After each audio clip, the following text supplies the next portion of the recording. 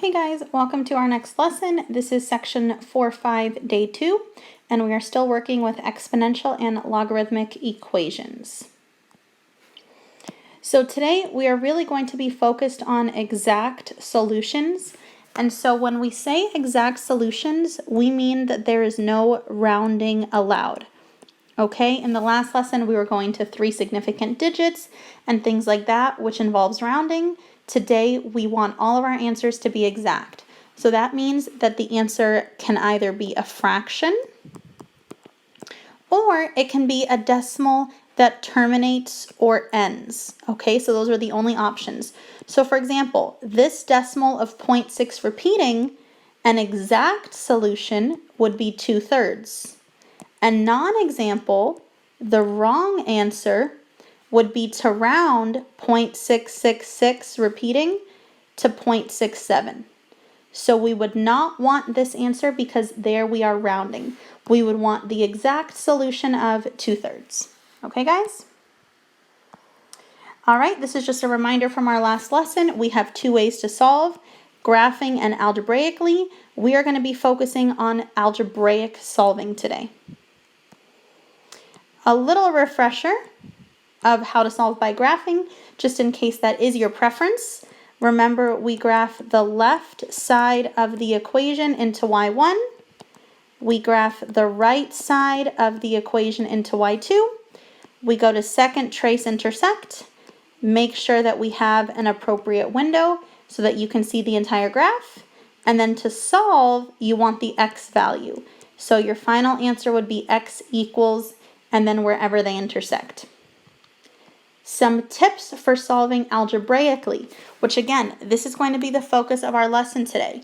After this slide, we're just going to have 5 examples of solving algebraically, and then we're done. So to solve algebraically, cancel out any logs. If there's a log on both sides, log x equals log 2, those logs just cancel out.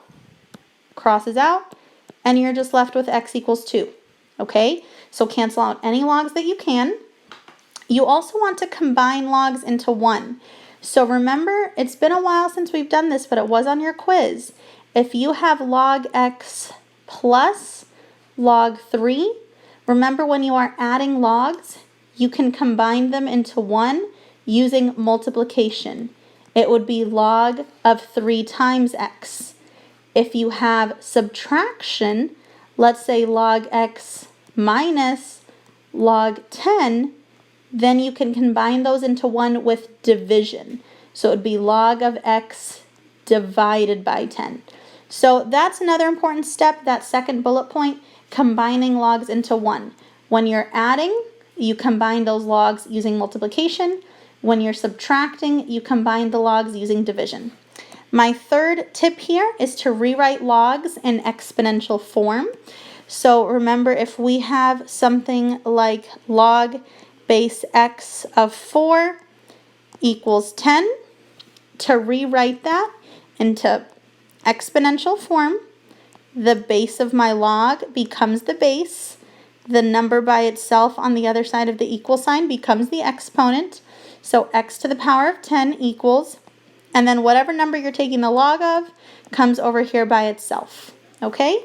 So rewriting logs into exponential form, that's another way to get rid of a log.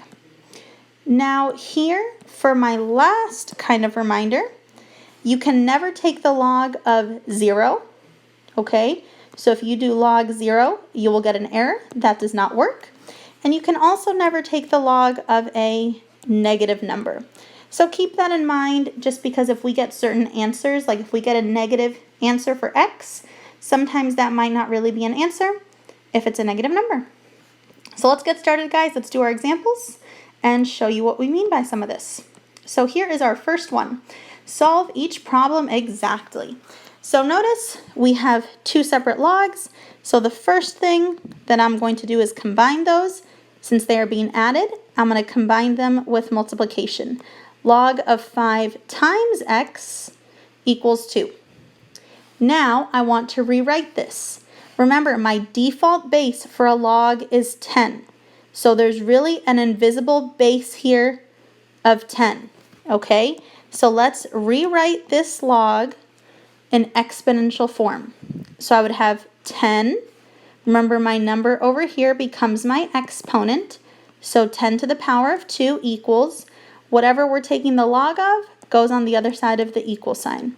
So I have 10 squared equals 5x. So now my log has disappeared because I've rewritten it in exponential form. So 10 squared equals 5x gives me 100 equals 5x. Then I divide both sides by 5. And so my final answer would be x equals 20. Okay, guys? So not too bad, just some nice, easy algebra. I know a lot of you guys will like this because a lot of you enjoy the algebra side of this, the true algebra side of this.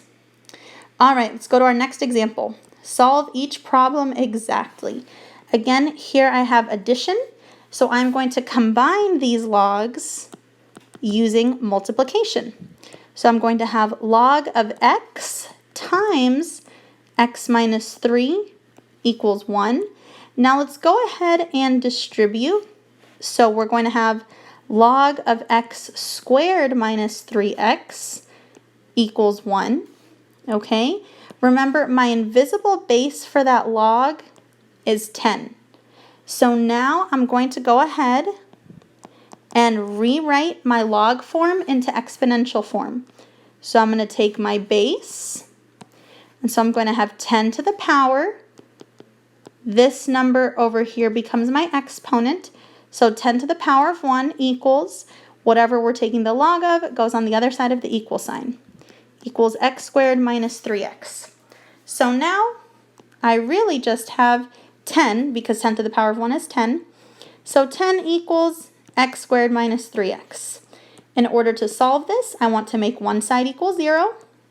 So I subtract 10 from both sides, and I get 0 equals x squared minus 3x minus 10. So this is where I'm at so far, guys.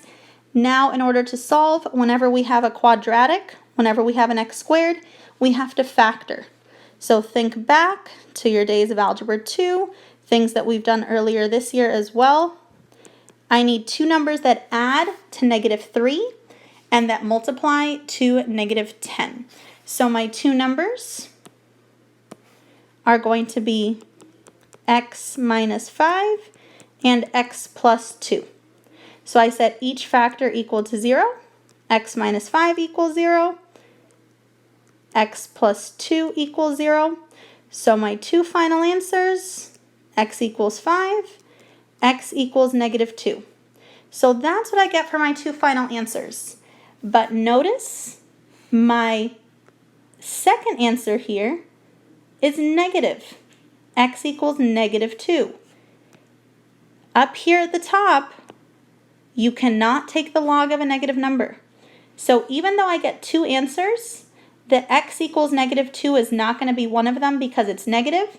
So my only answer to this problem would be x equals 5. Okay, guys? So that's what you would tell me on the test. That's what you would tell me on the final.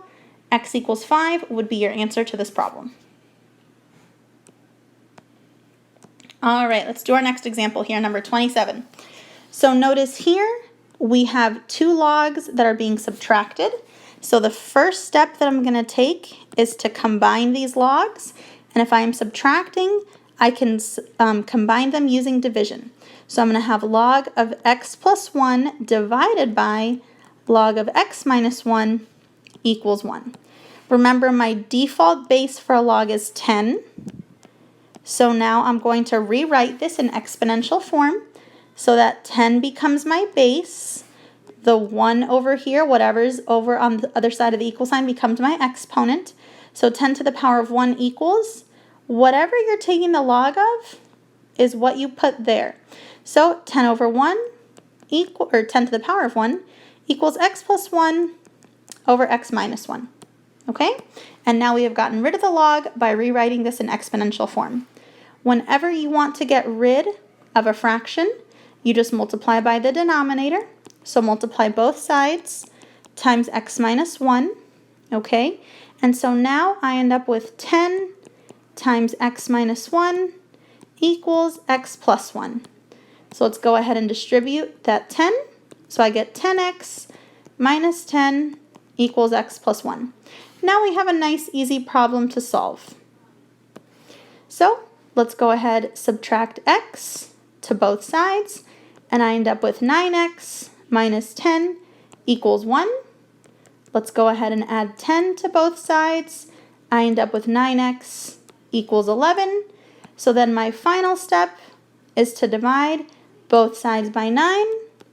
And remember, I want to leave this as a fraction to have my exact answer.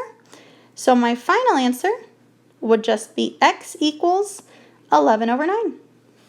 Okay, guys? So just going through, just using nice, simple, basic algebra. We have 2 more. So here's my next one. Problem number 29, okay? Now, this one's even easier because what do we notice on both sides? There's an ln to the left of the equal sign, ln to the right. So they can just cross out beautifully, and I'm just left with 4x minus 3 equals x plus 1.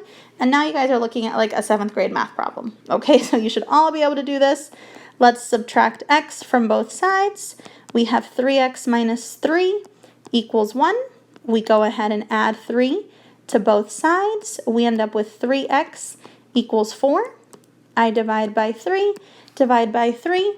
And so my final answer, remember guys, do not put it as a decimal. We do not want to round. Leave it in fraction form.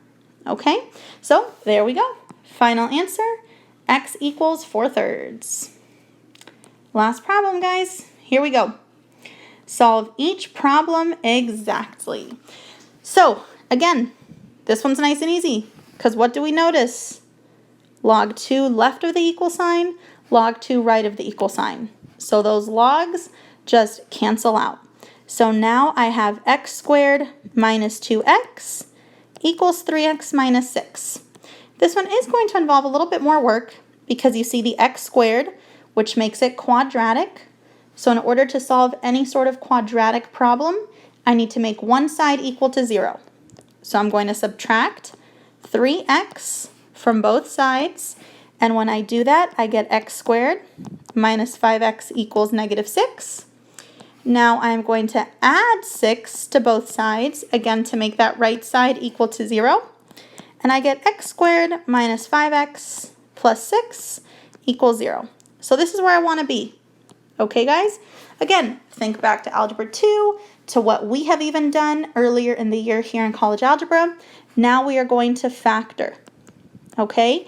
I want 2 numbers that add up to negative 5 and that multiply to positive 6. So when I come up with those 2 numbers, they are going to be x minus 2, x minus 3 equals 0. I set each factor equal to 0. So I'm going to have x minus 2 equals 0, and then I'm going to have x minus 3 equals 0. So my 2 answers would be x equals 2. So there's my first answer. And then when I add 3 to both sides over here, my second answer is x equals 3. Okay, guys? So there you go. You have your 2 answers for this problem. The trickiest part here, I would say, is just the factoring. Okay? You can't forget that you have to factor for a quadratic. Quadratic just means anytime we have that x squared, okay, that's what makes something quadratic. So you always want to make one side equal 0, and then you just factor from there. Alrighty, guys, so that was our lesson for today. Notice here's your homework for 5-day 2. There is a space in Google Classroom for you to submit that. All right, page 449 in the textbook, 24 to 32 evens, only 5 problems, so you guys can do this. Make sure you show your work, do it well, all right? And thank you all for joining me for this lesson. I will see you for the next one.